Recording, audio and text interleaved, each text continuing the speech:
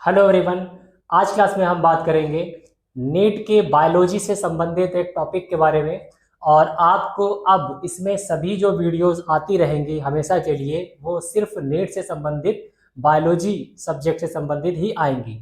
तो आज का जो टॉपिक है, आप इसमें कुछ ऐसी बातें जानेंगे जिनको शायद ही किसी यूट्यूब चैनल में किसी टीचर ने बताया हो। ऐसी बहुत ही सीक्रेट वाली बातें आपको आज की क्लास में पता चलेगी। तो आइए समझते हैं हम इस टॉपिक के बारे में। तो टॉपिक का नाम है हमारा सेल। अब इस सेल में हम पहले जान लेते हैं कि नो इंटरेस्ट इन डिस्कवरी। तो जिसने भी सेल को डिस्कवर किया उनका कोई इंटरेस्ट था ही नहीं सेल को डिस्कवर करने में, यानी जो सेल है वो इत्तेफाक से बाय चांस जो है डिस्कवर हो गए। आगे बात करते हैं सेल से संबंधित बातों के बारे में। तो देखिए, सेल को जो है रॉबर्ट हुक ने डिस्कवर किया था 1665 में। इसको कॉर्क में, लकड़ी के गुटके में उसकी जो छाल होती है वहां पर डिस्कवर किया गया था। ये जो सेल डिस्कवर हुई इसको रॉबर्ट हुक के द्वारा ही बनाया गया, माइक्रोस्कोप से देखा गया। उसको बनाने में उस समय 50 पाउंड की राशि लगी थी। ठीक है। आगे हम इसमें जानते हैं कि जब सबसे पहले इसको डिस्कवर किया उन्होंने तो वो इनको बॉक्सेस के जैसे, खाली डिब्बों के जैसे वो दिखाई दी। तो जो इन्होंने सेल को डिस्कवर किया था, जो खाली डिब्बे के जैसी संरचना दिखाई दे रही थी, उसका नाम आखिर सेल क्यों पड़ा। तो देखिए, उस समय यूरोप में जो भिक्षु लोग रहते थे तो वो जिस कमरे में रहते थे तो उसको सेल कहते थे। तो इनको वहीं से थॉट आया था। आगे हम बात कर लेते हैं हुक, यानी इन्हीं रॉबर्ट हुक के बारे में।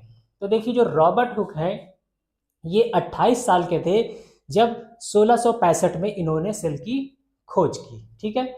कॉर्क में, लकड़ी में कैसे की वो आपको बता दिया गया है। ये जो है लंदन में रॉयल सोसाइटी ऑफ लंदन नाम से एक संस्था, जिसको आप कह सकते हैं साइंस का क्लब, या आप ये कह दें कि साइंस का पार्लियामेंट, वहां के ये मेंबर थे और उनके लिए ये काम करते थे। जो रॉयल सोसाइटी ऑफ लंदन है इसका काम ये था कि पूरी दुनिया में जो लोग भी कुछ रिसर्च खोज करते थे तो उनको ये चेक करती थी कि ये जिसने भी कोई चीज खोजी है, कुछ डिस्कवर किया है, तो आखिर ये सही है कि नहीं। उसको चेक करने के बाद वो पूरी दुनिया को बताती थी कि हाँ भाई ये सही है और ऐसी चीज खोजी गई है। तो ये इसका काम था इस संस्था का। तो उन्हीं के ये मेंबर थे और उन्होंने इनको एक काम दिया। किसने? रॉयल सोसाइटी ने रॉबर्ट हुक को ये काम दिया कि आप जो है नई नई चीजें खोजिए, उनको देखिए और उस पर किताब लिखिए और उनके चित्रों को भी किताब में बनाइए। क्योंकि ये घड़ी बनाने का भी काम किया करते थे और घड़ी को बनाने में ये लेंस का यूज करते थे। ये लंदन में अपने ही घर में घड़ी बनाते थे। ऑक्सफोर्ड के पढ़े हुए एक जीनियस व्यक्ति थे। तो इस तरह से इन्होंने किताब लिखने की सोची 28 साल की उम्र में। और इन्होंने 3 लेंसों से जो है एक माइक्रोस्कोप बनाया। इसके बाद बात करते हैं कि हुक की डिस्कवरी। तो इन्होंने ये सोचा, रॉबर्ट हुक ने, कि अब मुझे किताब लिखनी है, उसमें चित्रों को बनाना है, तो क्यों ना मेरा जो पहला पेज रहे किताब का कुछ धमाकेदार रहे, कुछ बेहतर रहे, कुछ अच्छा रहे। तो ये क्या करते थे, इनको जो भी मिलता था वो उसको उसमें रख देते थे, देखते थे। जैसा कि इन्होंने सबसे पहले मक्खी को रख के देखा तो मक्खी की आंख उसमें बहुत बड़ी दिखाई दी। इसके अलावा इन्होंने मच्छर को रखा, मच्छर भी बड़ा दिखाई दिया। इसके बाद इन्होंने एक पिस्सू को, पिस्सू जो है एक इंसेक्ट है जो कि ब्लड को शक करता है, खून चूसता है, उसको उन्होंने रख के देखा और उनके चित्रों को किताब में बनाया। कहा तो ये भी जाता है, ये भी बताते हैं कि कई लोग उस पिस्सू को देख करके बेहोश तक हो गए थे क्योंकि वो बहुत डरावना दिखता था। क्योंकि पहली बार दुनिया में किसी व्यक्ति ने इतनी छोटी छोटी चीजों को बड़ा करके दिखाया। अब ये जो लेंस इन्होंने बनाया था वो किसी भी ऑब्जेक्ट को 40 गुना तक बड़ा दिखा सकता था। ठीक है। तो इतना बड़ा वो दिखाता था और उस समय इतनी छोटी चीजों को बड़ा दिखाने वाला कुछ था ही नहीं, किसी ने कभी देखा ही नहीं था। इसलिए कई लोग देख करके ऐसी चीजों को डर जाते थे। जब ये दिखा दे कि देखिए आइए मैंने क्या देखा, तो डर जाते थे, बेहोश भी हो जाते थे। इनके साथ लेकिन एक प्रॉब्लम थी, रॉबर्ट हुक के साथ में, कि जब ये किसी चीज को रखते थे, जैसे मक्खी मच्छर को रखा इन्होंने, तो वो पतला नहीं रहता था, उसमें लाइट आर पार नहीं जाती थी, जिससे बहुत ज्यादा क्लियर विजिबिलिटी नहीं आती थी। इसीलिए इनको जो सेल दिखा था तो वो सिर्फ एक बॉक्स दिखा था, उसके अंदर का न्यूक्लियस वगैरह कुछ नहीं दिखा था उनको, हल्का भी कुछ नहीं समझ में आया। तो क्या हुआ कि इन्होंने सोचा कि कुछ इनको ऐसा मिले जो पतला हो जाए और उस पर लाइट आर पार जाए।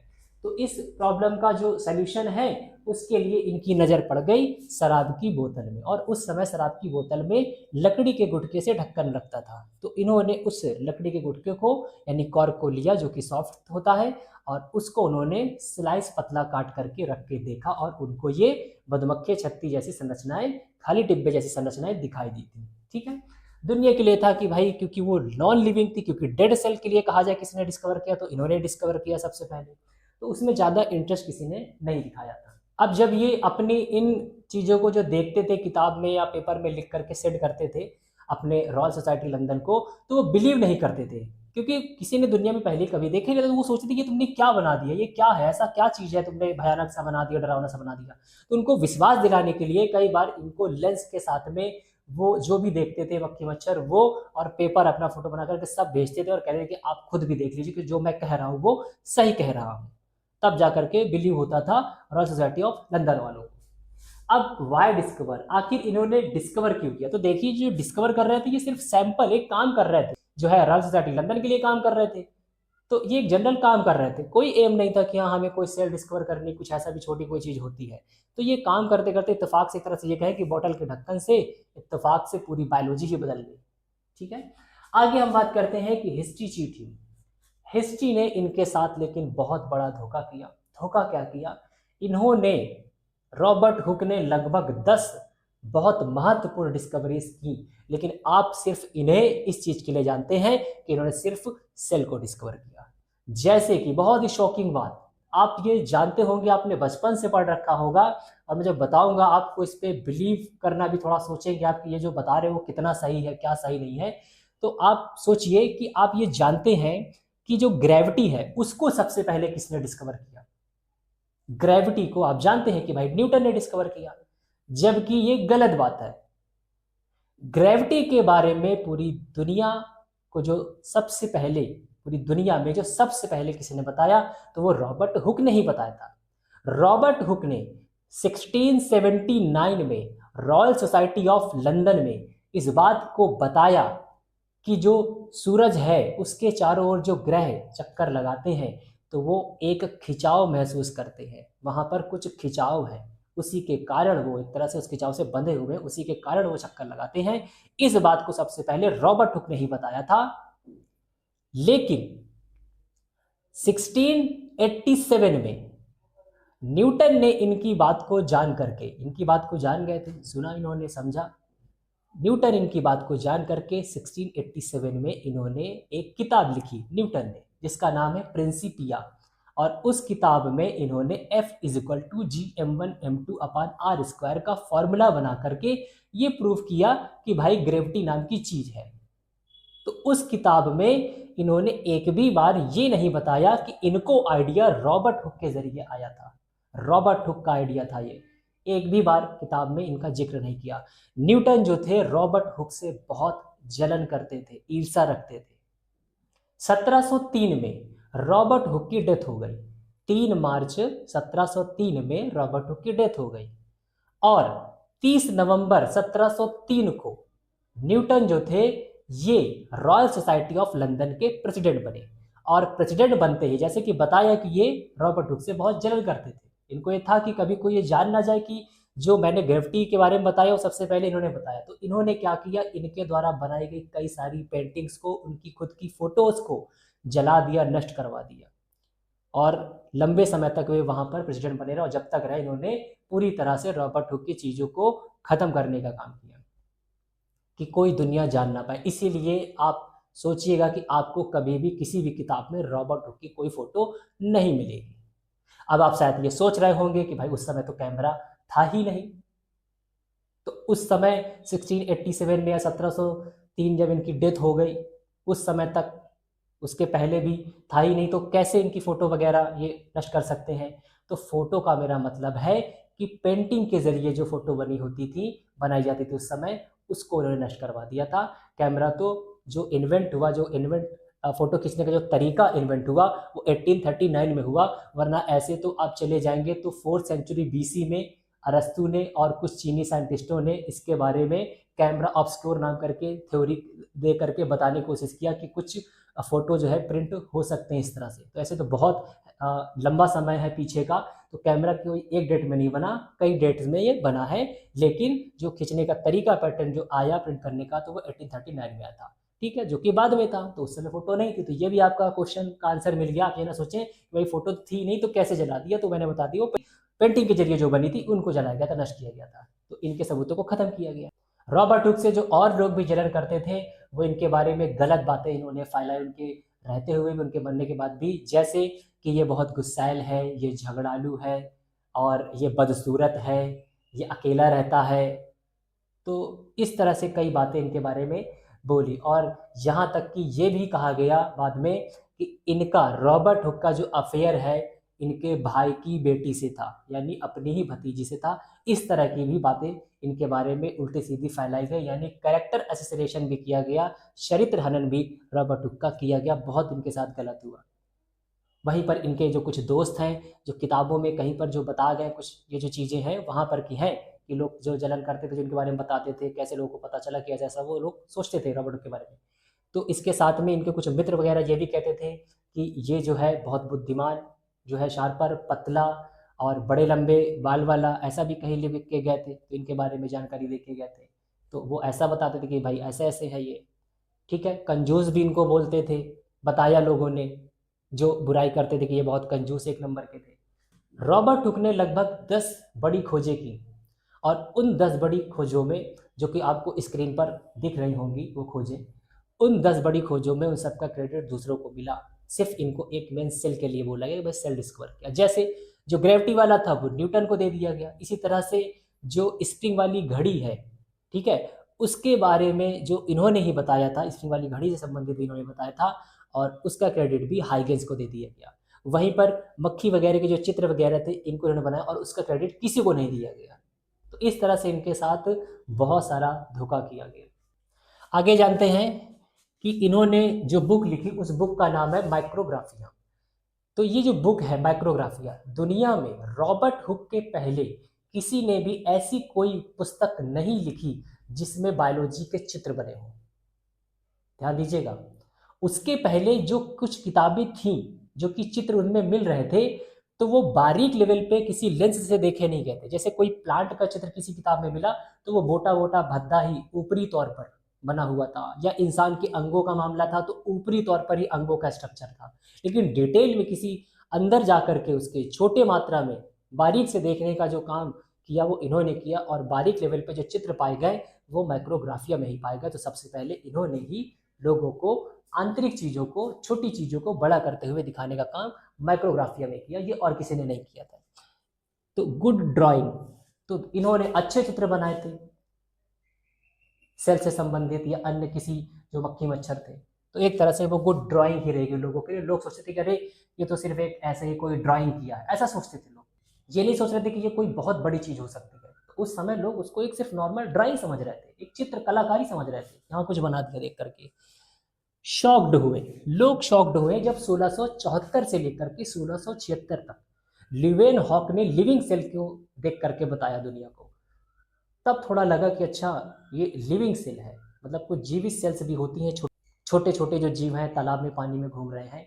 इन्होंने ब्लड भी देखा, इन्होंने स्पर्म भी देखा, तो लोगों को समझ लगा अच्छा इतनी छोटी भी चीज़ें होती हैं। और इसके बाद जब सेल थ्योरी आई 1838 में, स्लाइडन और स्वान ने दिया, जब ये थ्योरी आई 1838 में, यानी न्यूटन ने 1665 में बताया था सेल के बारे में, और उसके बाद 1838 में यानी 173 ईयर बाद, 173 साल बाद जब ये बात आई, सेल थ्योरी आई, तब लोगों ने माना कि अच्छा जो रॉबर्ट हुक थे उन्होंने वाकई में कुछ बड़ा करके गए थे। सबसे पहले तो उन्होंने बाहरी स्ट्रक्चर तो वही दिखा के गए थे भाई, इन्होंने जो स्लाइडन सॉन ने या जो सेल थ्योरी दी गई या लिवेन हॉक ने जो भी, तो ये भी तो जब सेल देख रहे थे तो आउटर स्ट्रक्चर तो था ही ना।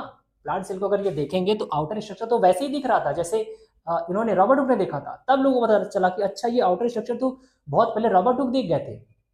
सोचिए 173 साल बाद वो दुनिया में चले गए, तब लोगों को ये एहसास हुआ कि हाँ रॉबर्ट हुक ने कुछ किया था। लेकिन उसके बाद भी, लेकिन जो लोगों ने माना, किसको सिर्फ माना, सिर्फ सेल को लेकर के माना। आगे की बात जानिए, आपके लिए भी शॉकिंग रहेगा कि इनकी डेथ 1703 में हो गई थी रॉबर्ट हुक की। पूरे 300 साल लग गए। 300 साल बाद यानी सन 2003 में रॉयल सोसाइटी ऑफ लंदन ने अपनी गलती को माना। जितनी भी बातें आपको भी मैंने बताई है, उन सब बातों को लेकर उन्होंने माना कि हाँ, वास्तव में इन्होंने बहुत बड़ी जो है उपलब्धि हमको दी है, बहुत बड़ा काम करके गए और हमने इनके साथ गलत किया। जितना क्रेडिट, जितना सम्मान इनको मिलना चाहिए था, वो इनको हमने नहीं दिया। तो इस तरह से आपने रॉबर्ट हुक के बारे में जाना। अगर हम लोग सिर्फ जानते हैं कि अरस्तु और थियोफ्रस्टस, इन्हीं को फादर फादर बोलते हैं, भाई बॉटनी के फादर हैं ये, जो है जियोलॉजी के फादर है। एक तरह से देखा जाए तो रॉबर्ट हुक भी किसी फादर से कम नहीं थे बायोलॉजी में, जो इनको सम्मान मिलना चाहिए था।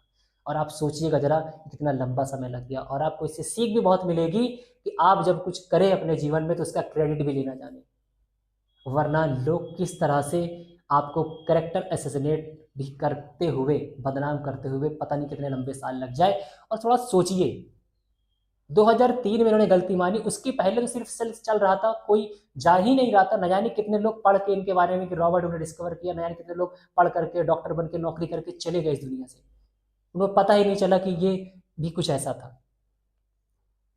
और आज भी, अभी 2003 के बाद इस बात को मैं बता रहा हूं। अब आप सोचिएगा कि अभी भी आपको ये बात कहां से आपने सुनी, इसके पहले आपने कहां से सुनी। आज नहीं पता चलती तो शायद पता नहीं और कितने साल बीत गए होते, इनके बारे में नहीं पता चलता। हो सकता है अभी आपके मन में एक सवाल आ रहा होगा कि आखिर 2003 में ही, 300 साल बाद ही क्यों ये बात समझ में आई कि रॉबर्ट कितने महान थे, इतना बड़ा काम करके गए। तो इसका भी जवाब सुन लीजिए। कुछ जो इतिहासकार रहे, वो लोग जो थे वो पिछले पुराने साइंटिस्टों के बारे में स्टडी कर रहे थे, उनसे जुड़ी पेपर्स कलेक्शन कर रहे थे उनके बारे में। और उन लोगों ने, उन इतिहासकारों ने जब इनके बारे में पढ़ा, इनके बारे में जाना, उन्होंने इस बात को उजागर किया कि अरे इन्होंने तो ये सारे काम किए, इनके साथ गलत हुआ। उन्होंने हर लिंक को कनेक्ट किया और बताया इस बात को।